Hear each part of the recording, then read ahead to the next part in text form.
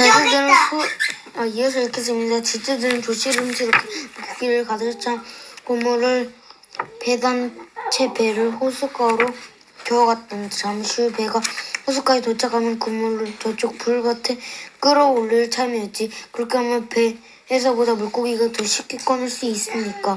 그런데 베드로는 호수까지 가는 시간이 너무 오래 걸린다고 생각했어. 그동안 참지 못한 베드로는 배에서 뛰어내리더니 물을 튀우며 예수님께로 달려갔단다. 다행히 그것은 물이 깊지 않아서 쉽게 걸어갈 수 있었지. 베드로는 1초라 더 빨리 예수님이 가고 싶었어. 다른 제자들은 배를 타고 잠시 후 예수님이 계신 곳에 도착했단다. 제자들 예수님이 계신 곳에 왔을 때는 모닥불이 피어져 있었어. 먹을 것도 벌써 준비되어 있었단다. 빵과 구운 생선이 있었어. 그대들은 잡은 생선에 몇 마리를 주시오. 예수님이 말씀하셨단다. 베드로는 조심스럽게 고물 호수 옆에 땅에 끌어올렸지.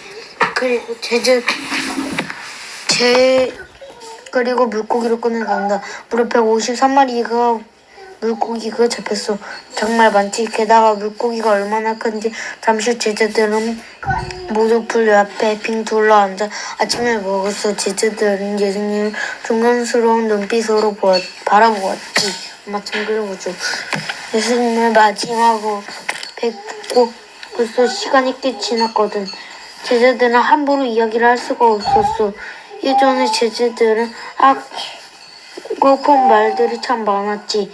하지만 예수님이 돌아가셨다가 다시 살아나시는 후는 모든 것이 달라졌어. 식사를 마친 예수님이 베드로에게 이렇게 물어보셨단다. 베드로, 다른 제자들보다 나를 더 사랑하여? 베드로는 깜짝 놀랐다. 예전에 자기가 한 말이 생각났어.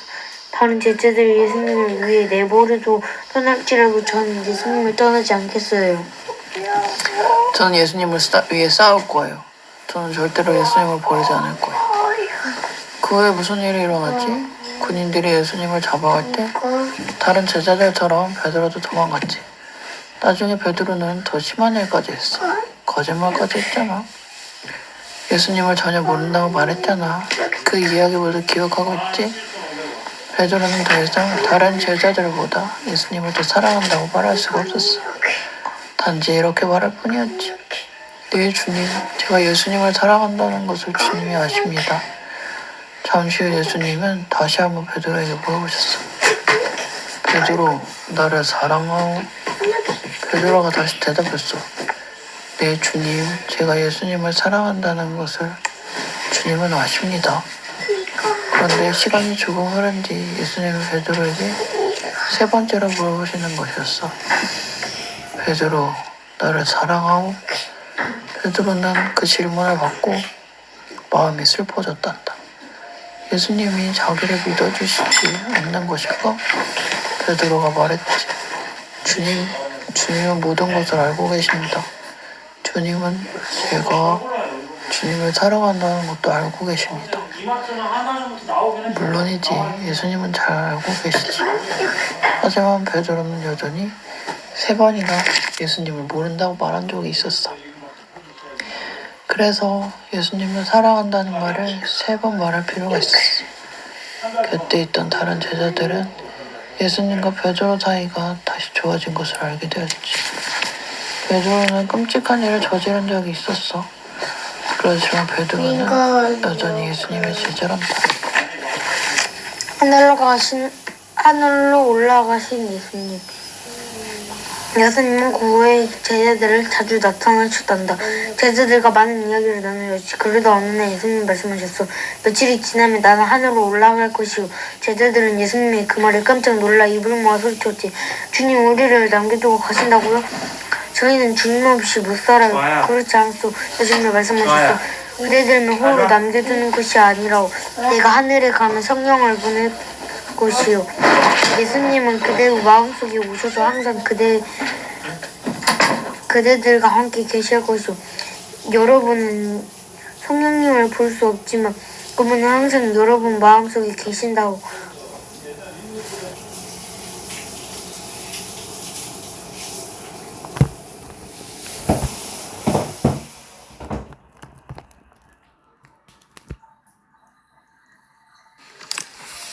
하나님께서 그들의 마음속에 오시면 그들이 나중에 하게 될 중요한 일을 잘하도록 도와주실 거라요. 그것은 모든 사람에게 내가 세상에 왔었다는 것을 전하는 일이요.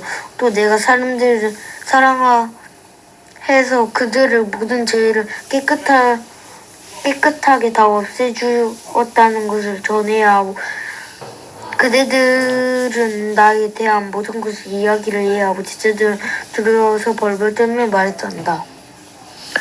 우리가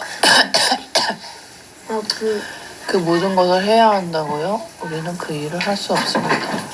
그 모든 것을 말할 용기도 없습니다. 사람들은 우리를 믿지 않을 거예요. 어쩌면 우리를 때리고 감옥에 가둘지도 모릅니다. 그 사람들을 예수님도 괴롭혔잖아요. 예수님이 제자들에게 다정하게 말씀하셨어. 성령님께서 여러분 마음속에 오시면 더 이상 두렵지 않을 것이요. 그 일을 할 용기도 생기지요. 여러분은 나에 대해 전하는 일을 할 수 있어. 나는 여러분을 위험에 내버려 두지 않겠어.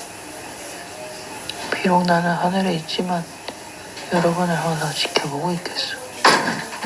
또 여러분을 보살피겠어. 엄마 맛있어. 맛있다고?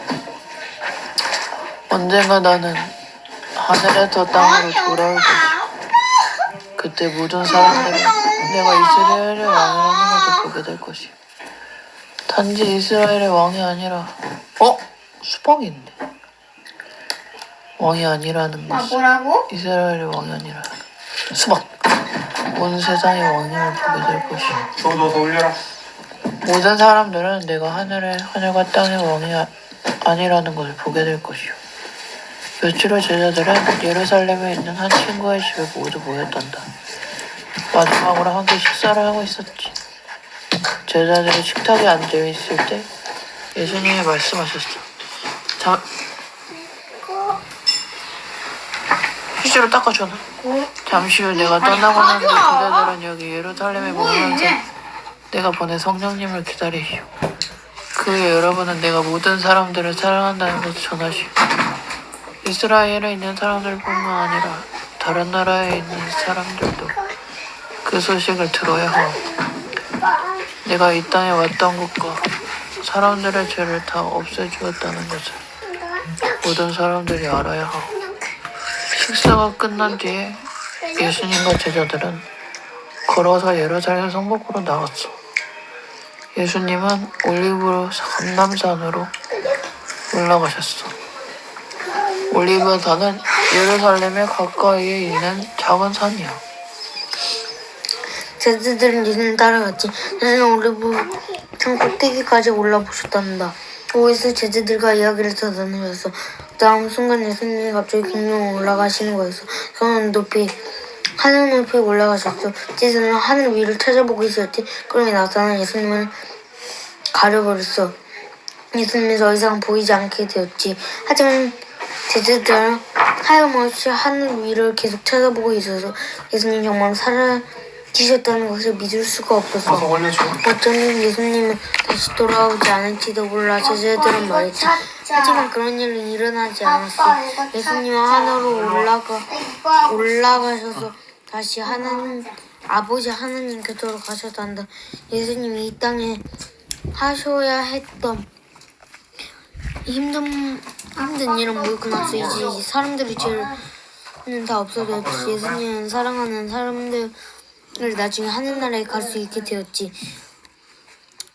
올빠진 듯한 얼굴로 하늘을 찾아보고 있는 제자들은 곁에 갑자기 두 명의 천사가 나타나서 제자들을 위로해 주라고 예수님이 보내신 천사였지. 두 천사가 제자들에게 말했어. 여러분 여기에서 왜 하늘을 찾아보고 있나요? 예수님은 하늘에 계신 아버지께로 올라가셨어요. 예수님은 지금 돌아오지 않으십니다. 하지만 언젠간 다시 돌아오실 겁니다. 제자들은 그제서야 그 말을 이해하게 되었어. 예수님은 지금 돌아오지 않으실 거야. 내일도 돌아오지 않으실 거야. 모레도 아니야. 이 땅에서는 예수님의 일은 모두 끝났어. 앞으로 제자들은 일을 할 차례였지. 성령님께서 오시면 제자들은 사람들에게 예수님에 대한 모든 것을 전할 거예요. 사람들에게 해줄 말이는 너무 많았지. 먼저 제자들은 예루살렘으로 돌아갔단다. 그리고 어떤 사람의 집에서 성령님이 오시기를 기다리고 있었지. 예수님 사랑하는 여인들도 함께 모였단다. 예수님 어머니 마리아도 함께 있어서 이스라엘 예수님을 사랑하는 사람들은 많이 있었습니다. 그 사람들이 모두 예루살렘으로 모여들었지. 120명의 사람들이 함께 모여 예수님을 기다리고 있었어. 엄마! 오순절에 오신 성령님. 이스라엘의 큰 명절인 오순절이 되었어. 예수님 예루살렘 도시는 다시 사람들로 북적댔지. 전국 곳곳에서 사람들이 예루살렘으로 몰려들었단다. 다른 나라에 사는 이스라엘 사람들도 오순절 명절을 보내기 위해 예루살렘에 갔지. 조지 읽으려고 킨 건데? 그리스, 에집트, 터키 또 더 먼 나라에 사는 사람들이 예루살렘으로 왔어. 그 사람들은 모두 성전에 가서 하나님께 기도를 드리고 제사를 드린단다. 제자들은 성전 가까이에 있는 어떤 집에 함께 모여 있었지. 무언가를 기다리고 있었어. 열흘 전에 예수님이 하늘로 올라가셨어.